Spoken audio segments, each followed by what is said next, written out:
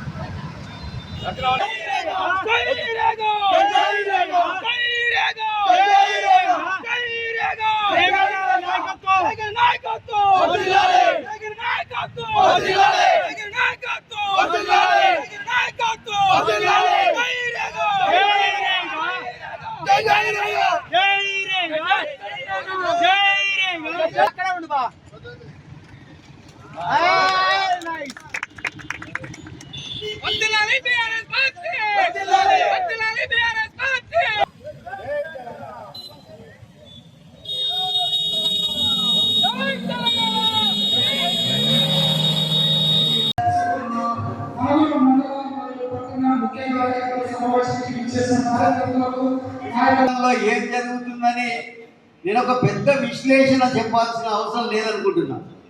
ఎందుకంటే సారు ఓడిపోయిన తర్వాత ప్రజలు ఏమనుకుంటున్నారు అనేది మీకు తెలుసు. ఈ రాష్ట్రంలో ఏం జరుగుతుందో తెలుసు. ఈరోజు మళ్ళీ ఉన్నటువంటి పరిస్థితి ఇవాళ ఎక్కడ కూడా పినపాక నియోజకవర్గ మాజీ శాసనసభ్యులు దసరా కానీ దీపావళి రోజు కానీ చిన్న లైట్ కూడా వేసే పరిస్థితి మనకు డే రోడ్ పిల్ల గమనించడం చాలా మంది సోషల్ మీడియా వాళ్ళు ఒక్కసారి ఫోటో పెట్టుంటే చాలా బాగుండేది. ఎందుకంటే చాలా మంది ఆలోచన. భద్రాద్రి జిల్లా బీఆర్ఎస్ పార్టీ అధ్యక్షులు పినపాక మాజీ శాసనసభ్యులు అన్నశ్రీ రేగా కాంతారావు గారికి, అలాగే వేదికపై ఉన్న పెద్దలందరికీ నా హృదయపూర్వక నమస్కారాలు తెలియజేసుకుంటూ ఇప్పుడు ఈ యొక్క సమావేశాన్ని ఉద్దేశించి మన భద్రాద్రి కొత్తగూడెం జిల్లా అధ్యక్షులు పినపాక మాజీ శాసనసభ్యులు తెలంగాణ రాష్ట్ర ప్రభుత్వ మాజీ విప్పు గౌరవనీయులు శ్రీ రేగా కాంతారావు గారిని పట్టణ మండల జనరల్ బాడీ సమావేశం పాకాల రమాదేవి గారు మండల బీఆర్ఎస్ పార్టీ అధ్యక్షురాలు వేదిక మీదకి రావాల్సిందిగా కోరుతాం. మనుగూరు మండల మరి మారుతున్న రాజకీయ పరిణామాలు కానీ సమీకరణలు కానీ చూసినప్పుడు ఇక్కడ పాలించేటువంటి పాలకులు ఇప్పుడు యొక్క సమావేశం ఏర్పాటు చేసి మరి నూతనంగా ఎన్నుకున్నటువంటి కన్వీనర్లను పరిచయం చేస్తూ మరి భవిష్యత్ కాలంలో మన బీఆర్ఎస్ పార్టీ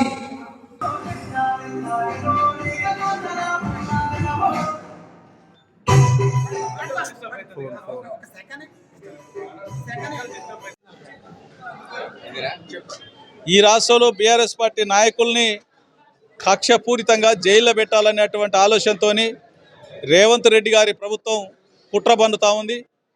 మీరు ఎన్ని కుట్రలు పన్నినా, మీరు ఎంత ఇబ్బంది పెట్టినా జైళ్ళు మాకు కొత్త కాదు, పోరాటం మాకు కొత్త కాదు.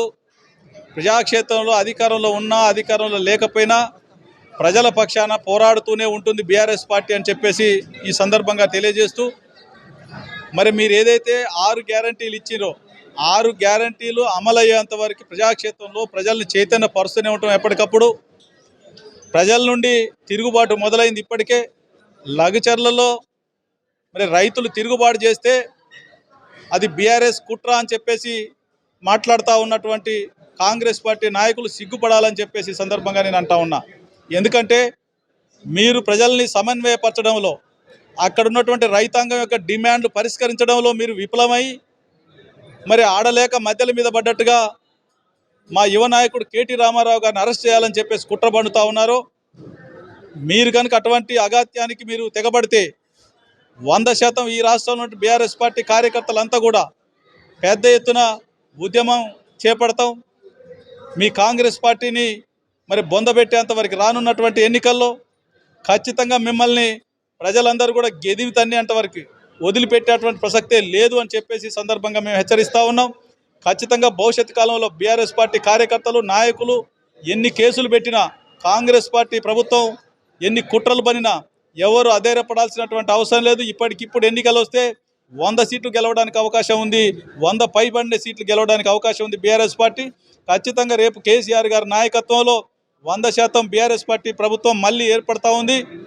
ఖచ్చితంగా మరొకసారి కేసీఆర్ గారు ముఖ్యమంత్రి అవ్వటం ఖాయమని చెప్పే సందర్భంగా తెలియజేస్తూ కాంగ్రెస్ పార్టీని హెచ్చరిస్తూ ఉన్నాం. మీ కుటిల నీతిని, మీ కుట్రల్ని బంద్ చేసుకోండి.